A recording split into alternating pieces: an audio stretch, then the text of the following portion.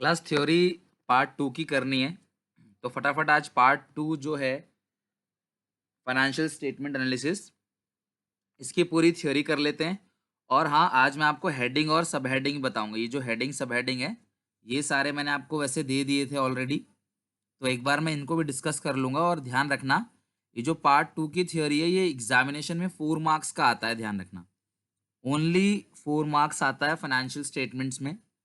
तो उसके अंदर क्या क्या है, एक एक करके हम सारी चीजों को समझते हैं। ओके क्लास, देखो, सबसे पहले आप सबको पता होना चाहिए कि जो फाइनेंशियल स्टेटमेंट से ये होते क्या क्या है। फाइनेंशियल स्टेटमेंट जो किसी भी कंपनी के फाइनेंशियल पोजीशन को बताता है, किसी भी कंपनी के फाइनेंशियल परफॉर्मेंस को बताता है। आप ये कह लो, किसी भी फर्म, किसी भी कंपनी, किसी भी ऑर्गेनाइजेशन, किसी भी एंटरप्राइज के फाइनेंशियल इंफॉर्मेशन, फाइनेंशियल मतलब पैसों से रिलेटेड जो इंफॉर्मेशन है, वो हमको बताता है फाइनेंशियल स्टेटमेंट। इसके अंदर चार चीज आती है। सबसे पहला प्रॉफिट एंड लॉस अकाउंट, लेकिन हम लोग इसको बोलते हैं इनकम स्टेटमेंट, या हम इसको कहते हैं statement of P and L. क्या कहते हैं? यानी कि अकाउंट नहीं बनता, अकाउंट तो क्लास फर्म में बनता है, लेकिन कंपनी के लिए क्या बनता है? हम लोग कंपनी के लिए पढ़ रहे हैं, ध्यान रखना, किसके लिए? कंपनी के लिए। तो statement of P and L या इनकम स्टेटमेंट आप लोगों ने पढ़ा भी होगा, कंपेरेटिव स्टेटमेंट और कॉमन साइज स्टेटमेंट्स, तो वो इनकम स्टेटमेंट है। दूसरा क्लास बैलेंस शीट, किसी भी कंपनी की फाइनेंशियल पोजीशन को बताता है बैलेंस शीट। ये बताता है आपने प्रॉफिट लॉस कितना हुआ है।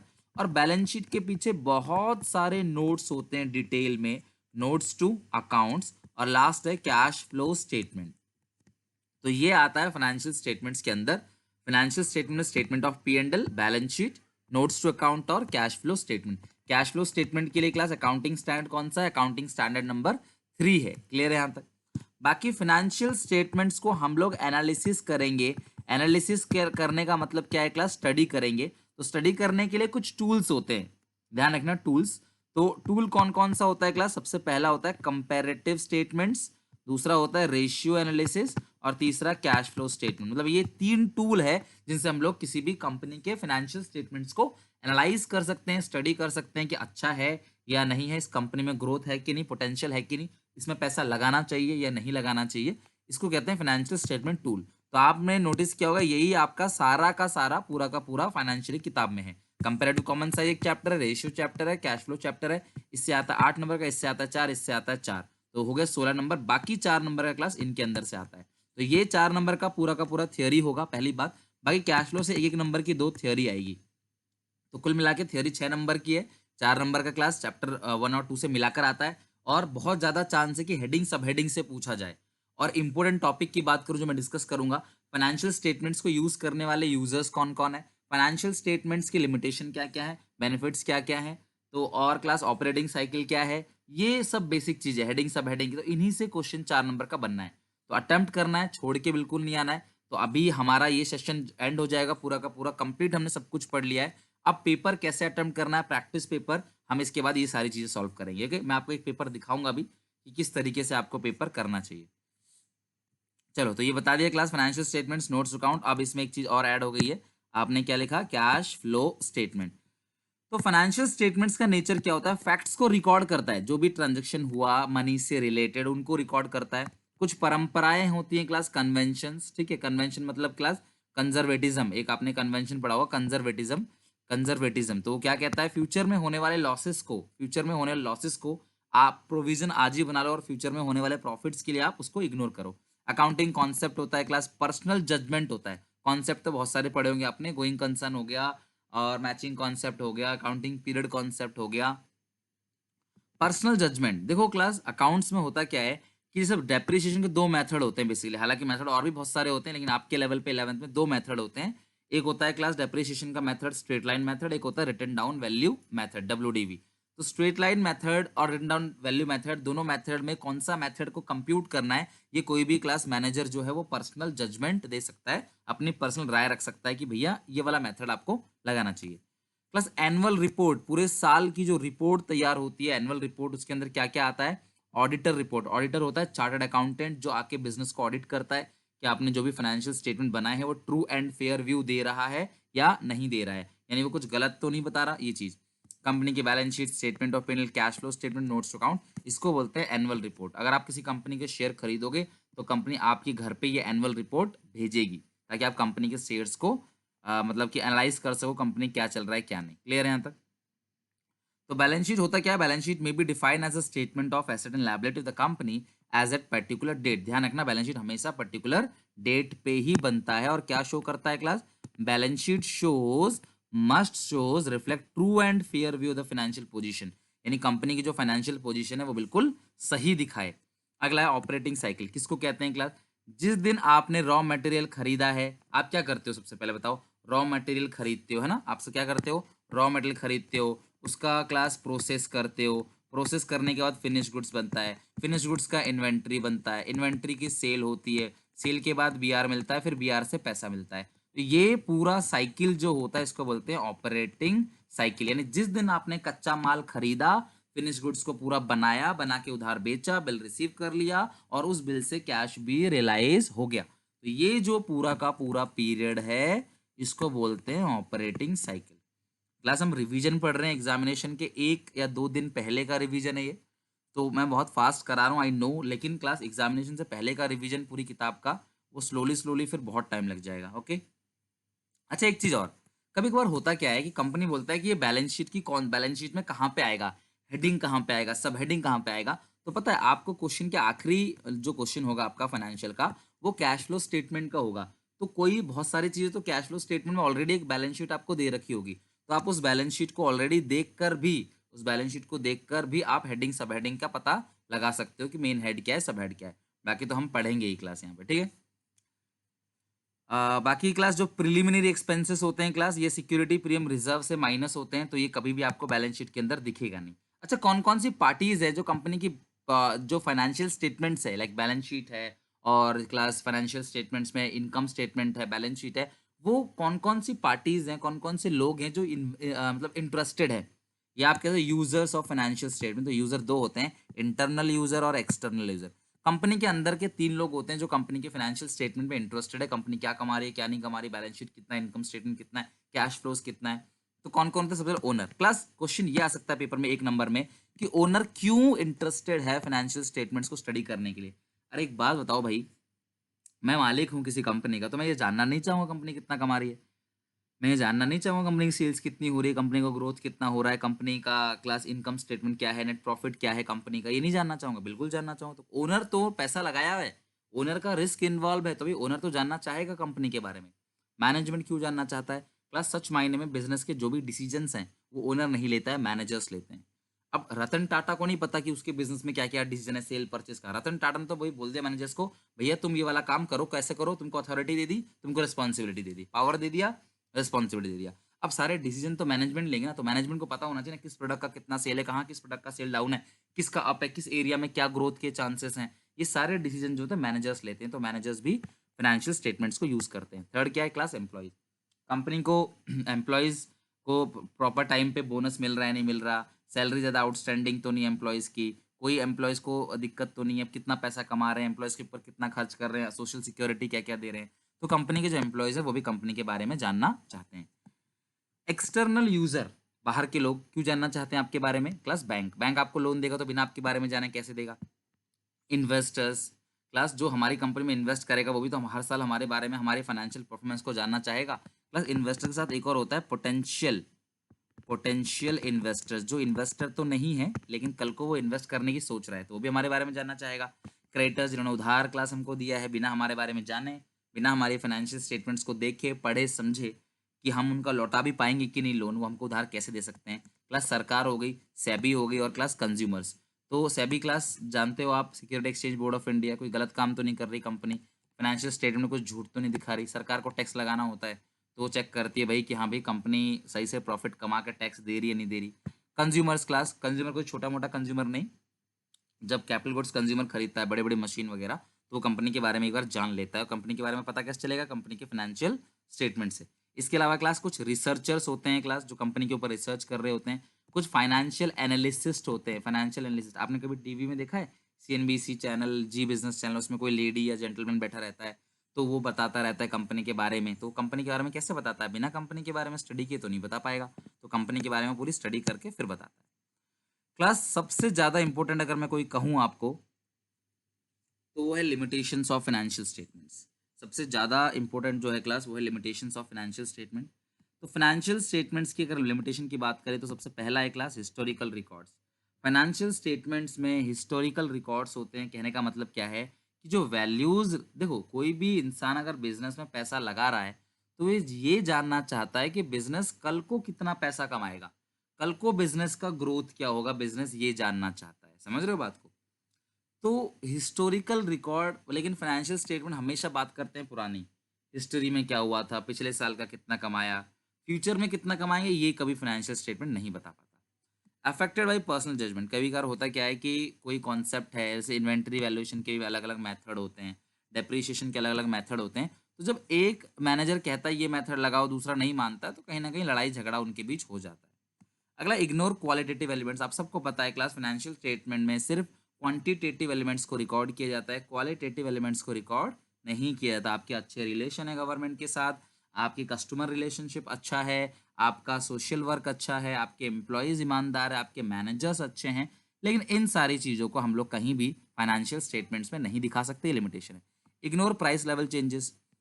क्लास 2001 का 1 लाख रुपए और 2020 का 1 लाख रुपए, दोनों में डिफरेंस है। शायद 2001 के 1 लाख रुपए से आप अपना एक मकान खरीद सकते थे, पर यकीन मानो 2020 के 1 लाख से मकान छोड़ो ज़मीन भी नहीं ले सकते आप। तो ये जो प्राइस में चेंज आ रहा है, ये जो असेट की वैल्यूज़ में चेंजेस आ रहे हैं, इनको हम कभी भी बैलेंस शीट में इनको मतलब प्राइस लेवल को हम चेंज नहीं कर पाते, ये हमारा लिमिटेशन है। तो प्लीज़ ध्यान रखना, एक लिमिटेशन विंडो ड्रेसिंग भी है, ध्यान रखना। मतलब फाइनेंशियल स्टेटमेंट्स को बनाते वक्त ये लोग क्या करते हैं, विंडो ड्रेसिंग करते हैं। विंडो ड्रेसिंग का मतलब ये होता है क्लास कि ये लोग गलत इन्फॉर्मेशन को छुपा देते हैं ताकि क्लास कोई नेगेटिव इम्पैक्ट ना पड़े। जैसे स्कूल वाले, जब स्कूल के आप एडमिशन लोगे तो स्कूल वाले सब आपको अच्छी अच्छी बातें बताएंगे, कोई भी खराब चीज़ नहीं बताएगा कोई आपको, उसको बोलते हैं विंडो ड्रेसिंग। प्लस रेशियो के सारे फॉर्मूले की वीडियो मैंने अलग बना रखी है, तो प्लीज़ रेशियो के फॉर्मूले आप बहुत अच्छे से देख लेना, लेकिन इतना ध्यान रखना कि ऑपरेटिंग रेशियो और ऑपरेटिंग प्रॉफिट रेशियो दोनों को मिलाकर क्या आता है, 100% आता है। अब आते हैं कैश फ्लो स्टेटमेंट में। Plus cash flow statement is statement that shows flow. अब पता कई बार आता है कि कैश फ्लो स्टेटमेंट क्या है, इसलिए मैंने लिखवाया है। Cash flow statement is a statement that shows the flow of cash and cash equivalent during the period. Cash flows are inflow और आउटफ्लो। कैश फ्लो का मतलब पैसा आना इनफ्लो, पैसा जाना outflow. Cash and cash equivalent में क्या क्या क्लास आता है, सुनना मेरी बात को, यहाँ पे चेंज कर रहा हूँ मैं। बैंक ओवरड्राफ्ट अब नहीं आएगा, क्या आता है क्लास, मार्केटेबल सिक्योरिटी आता है। बैंक ओवरड्राफ्ट अब नहीं आता, तो कट कर देना। कैश बैलेंस, बैंक बैलेंस और मार्केटेबल सिक्योरिटी यानी शॉर्ट टर्म इन्वेस्टमेंट। क्लियर है? इतना टाइम नहीं था क्लास एग्जामिनेशन के 2 दिन पहले कि मैं इसको एडिट करके चेंज करूं, तो आप इसे कट कर लेना, ये चीज़ नहीं है। और जो इस सेशन के बच्चे होंगे क्लास, उनको तो नया ही मिलेगा। सेल ऑफ इन्वेस्टमेंट, चलो आप फटाफट मुझे बता दो, ये क्वेश्चन मैंने कराया था। अगर हम इन्वेस्टमेंट को बेचते हैं, अगर वो फाइनेंसिंग कंपनी है तो ऑपरेटिंग, और नॉन फाइनेंसिंग कंपनी है तो इन्वेस्टिंग। डिविडेंड रिसीव हुआ तो फाइनेंस कंपनी के लिए ऑपरेटिंग, क्योंकि इनके रेगुलर नेचर का बिजनेस है, कराया था मैंने कैश फ्लो में। और नॉन फाइनेंस के लिए इन्वेस्टिंग। इंटरेस्ट रिसीव तो फाइनेंस के लिए ऑपरेटिंग, नॉन फाइनेंस के लिए इन्वेस्टिंग। लेकिन डिविडेंड पेड हमेशा और हमेशा फाइनेंसिंग एक्टिविटी ही कहलाएगा, चाहे क्लास फाइनेंस कंपनी हो चाहे non finance company. Finance company मतलब क्लास, फाइनेंस कंपनी मतलब वो कंपनी जो फाइनेंस में डील करते हैं, बैंकिंग कंपनी क्लास, ठीक है, या non banking financial corporation, Muthoot loan, Manappuram gold loan, ये सब चीज़ें। क्लास अब ये एक लाइन पढ़ के देखो, बहुत अच्छा है। Rent receive by A company whose main business is real estate. ध्यान रखना, अगर किसी का रियल स्टेट का ही बिजनेस है, प्रॉपर्टी का बिजनेस है, तो भाई रेंट मिला तो इसको रोज का काम है, उसका ऑपरेटिंग नेचर का है। लेकिन एक मैन्युफैक्चरिंग कंपनी के लिए वही चीज़ क्या बन जाता है, इन्वेस्टिंग एक्टिविटी। तो आप बात को समझो, कौन सी चीज़ कौन सी एक्टिविटी बनती है। अगर आपका काम ही वही है, अगर आपका काम ही वही है, आपने उससे पैसा कमाया, तो वो ऑपरेटिंग है। इंटरेस्ट पेड ऑन डिबेंचर और बाय टर्म डेट, तो क्लास लोन पे आपने इंटरेस्ट पेड किया, तो अगर एक फाइनेंसिंग कंपनी है तो उनका तो रोज का काम है ऑपरेटिंग, लेकिन नॉन फाइनेंस कंपनी के लिए क्या है क्लास, फाइनेंसिंग। क्लियर है? तो डिस्काउंट रिसीव हुआ, डिस्काउंट अलाउड हुआ, अगर ये आता है तो आप कहाँ लिखोगे, ऑपरेटिंग में। सेल किया आपने, क्या सेल, क्रेडिट सेल, पैसा मिला, ये सब चीज़ क्या है क्लास, ऑपरेटिंग एक्टिविटी के अंदर आएगा। कुछ चीज़ें इसमें ऐसी हैं क्लास जिनसे पैसा आता है, कुछ चीज़ें ऐसी जिनसे पैसा जाता है, और कुछ चीज़ें ऐसी जिनसे पैसा नहीं आता है नहीं जाता है। तो आएगा कैसे क्लास, सॉरी, पैसा जाएगा कैसे, खरीदोगे और रिडम्पशन करोगे तब। क्लियर है? और जब आएगा पैसा वो कब क्लास आएगा, जब सेल करोगे या इशू करोगे तब पैसा आएगा। क्लियर है? नो फ्लो क्या होगा, आपने बैंक में पैसा जमा किया या बैंक से पैसे निकाला। मार्केटेबल सिक्योरिटी को सेल परचेज किया, कोई भी पैसा नहीं आएगा। मार्केटेबल सिक्योरिटीज ध्यान रखना, जो कैश एंड कैश इक्विवेलेंट है। फाइनल डिविडेंड डिक्लेयर किया, नो फ्लो, क्योंकि डिक्लेयर किया, पेड थोड़ी किया है। Writing off bad debt against PBD, no flow. Bonus share issue किया, no flow. Dividend paid, interest paid, हमेशा financing. Dividend receive, interest receive, ठीक कर लें क्लास इसको, ये हमेशा इन्वेस्टिंग आएगा। क्लियर है यहाँ तक? देखो डिविडेंड अगर पेड किया तो फाइनेंसिंग, डिविडेंड रिसीव किया तो क्लास ये आएगा इन्वेस्टिंग। डन। तो क्लास ये थी आपके सेकंड पार्ट की थ्योरी। मैं एक बार और चेक कर लेता हूँ, कुछ और खास चीज तो इसमें है नहीं जो मुझे आपको करानी चाहिए। हाँ, फाइनेंशियल स्टेटमेंट्स के बेनिफिट जरा आप मुझे बता दो। फाइनेंशियल स्टेटमेंट के जो बेनिफिट होते हैं वो क्या होते हैं? अच्छा एक बात और क्लास ध्यान रखना हमेशा, फाइनेंशियल स्टेटमेंट्स का बेनिफिट क्या है क्लास? आप फाइनेंशियल स्टेटमेंट बनाओगे तो आप प्रॉफिट आराम से कमा सकते हो, प्रॉफिट को चेक कर सकते हो। अपने फाइनेंशियल स्टेटमेंट्स को आप इस साल के स्टेटमेंट को पिछले साल से आप आराम से कंपेयर कर सकते हो। समझ रहे हो बात को?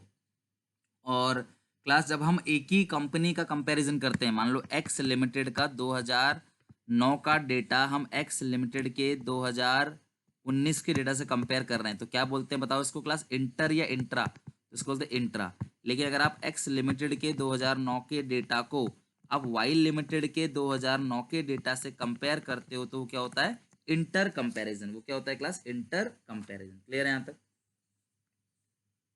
अच्छा इसके बाद क्लास इंटर इंटर हो गया। बाकी क्लास हॉरिजॉन्टल जो होता है ना, हॉरिजॉन्टल, उसको बोलते हैं डायनामिक एनालिसिस। हॉरिजॉन्टल एनालिसिस मतलब डायनामिक एनालिसिस। ध्यान रखना एचडी, जैसे आप देखते हो एचडी मूवीज देखते हो तो ये एचडी है।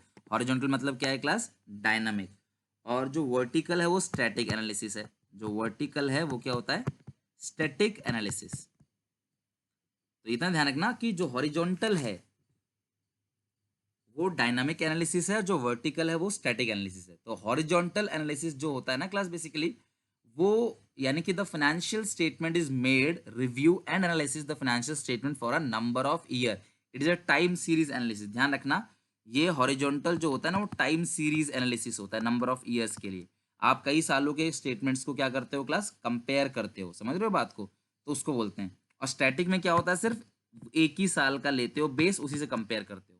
तो हॉरिजॉन्टल या डायनामिक जो होता है उसमें कई साल के आप लेते हो स्टेटमेंट्स को। वर्टिकल में क्या लेते हो आप? एक ही साल के स्टेटमेंट्स को लेते हो। ओके, तो बस यही सारी चीजें हैं क्लास पार्ट वन। देखो अब बाकी जो हेडिंग सब हेडिंग है वो तो क्लास आपको अच्छे से लर्न कर लेना है।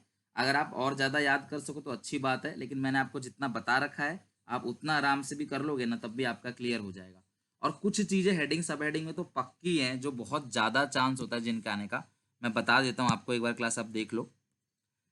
चलो मैं वैसे करा तो सारे, देखो ज़्यादा नहीं है, 16 है। तो अगर आप ये ठान लो कि मुझे आज दिन भर में 8 करने हैं, बस ज़्यादा नहीं 8, और कल दिन भर में 8 करना है, तो बस हो गया आपका 16 का 16 लर्न हो जाएगा बिना देखे। एक बार हेडिंग सब हेडिंग लिख देना बस। और मेन हेडिंग तो पता ही है क्लास, बैलेंस शीट की सबसे पहले क्या आता है? इक्विटी एंड लायबिलिटीज में शेयर होल्डर फंड, और उसका फॉर्मूला क्या होता है? शेयर कैपिटल और रिजर्व एंड सरप्लस। जितने भी रिजर्व होते हैं, G R, C R R, D R R, S P R और सी आर आर, जितने भी रिजर्व हैं वो सारे के सारे रिजर्व एंड सरप्लस में जाते हैं। नेट प्रॉफिट कहाँ जाता है? वो भी रिजर्व एंड सरप्लस में जाता है। और नेट लॉस कहाँ जाता है? वो भी रिजर्व एंड सरप्लस में जाता है, लेकिन नेगेटिव कंपोनेंट में। वो भी रिजर्व एंड सरप्लस में जाता है क्लास, लेकिन कैसा कंपोनेंट होता है वो? नेगेटिव कंपोनेंट, यानी कि वो माइनस में जाता है। क्लियर है? तो प्रॉफिट प्लस में आता है, लॉस माइनस में आता है। चलो अब आते हैं हेडिंग की। तो सबसे मेन जो एग्जामिनेशन में चांसेस बहुत ज्यादा हैं, अगर आया तो पक्का इसमें से आएगा, ध्यान रखना। Calls in arrear. क्लास आप सबने एक्सट्रैक्ट ऑफ बैलेंस शीट पढ़ा होगा, authorise share capital, issued share capital, subscribe share capital. तो ये जो कॉल्स इन एरियर होता है ना, ये शेयर होल्डर फंड का मेन हेड है, और जो सब हेड है वो क्लास हम माइनस करके दिखाते हैं सब्सक्राइब शेयर कैपिटल से। ध्यान रखना, ध्यान रखना सब लोग, क्लास एक एक पॉइंट अच्छे से याद हो जाना चाहिए। कॉल्सिन एरियर का जो मेन हेड है वो क्या है? Share holders fund. और हम उसको कहाँ से दिखाते हैं? शेयर सब्सक्राइब शेयर कैपिटल से माइनस करके दिखाते हैं उसको। ठीक है, सब्सक्राइब शेयर कैपिटल से उसको माइनस करके दिखाते हैं। तो जो कॉल्सिन एरियर है उसका मेन हेड क्या है? शेयर होल्डर फंड, और उसको सब्सक्राइब शेयर कैपिटल से हम लोग डिडक्ट करके माइनस करके दिखाते हैं। क्लास जो सेकंड पॉइंट है वो है शेयर फॉरफिटेड अकाउंट। जो सेकंड पॉइंट है वो है शेयर फॉरफिटेड अकाउंट। देखो जो शेयर फॉरफिट अकाउंट है वो भी शेयर होल्डर फंड में ही आता है, तो शेयर से रिलेटेड जो चीजें होंगी पक्की बात है मेन हेड उसका शेयर होल्डर फंड होगा। By way of addition in subscribe share capital, तो ये जो क्लास है ये आप ऐड करके दिखाते हो कहाँ पे, सब्सक्राइब शेयर कैपिटल में। चेक करो क्लास इसी तरीके से, इसे कॉपी में लिख लो फटाफट, अभी लिखो।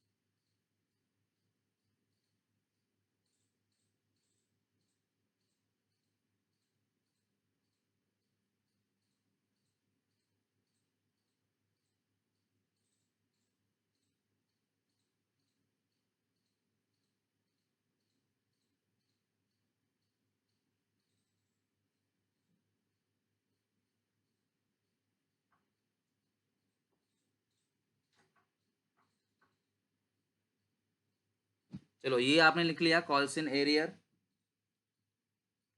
तो कॉल्स इन एरियर जो है वो शेयर फंड में आता है क्लास, माइनस करके सब्सक्राइब शेयर कैपिटल में से। और जो कॉल्स इन एडवांस है वो क्लास करंट लायबिलिटी में आएगा, जो एडवांस आपने पैसा लिया है वो करंट लायबिलिटी है, इसका जो सब हेड है वो अदर करंट लायबिलिटी है।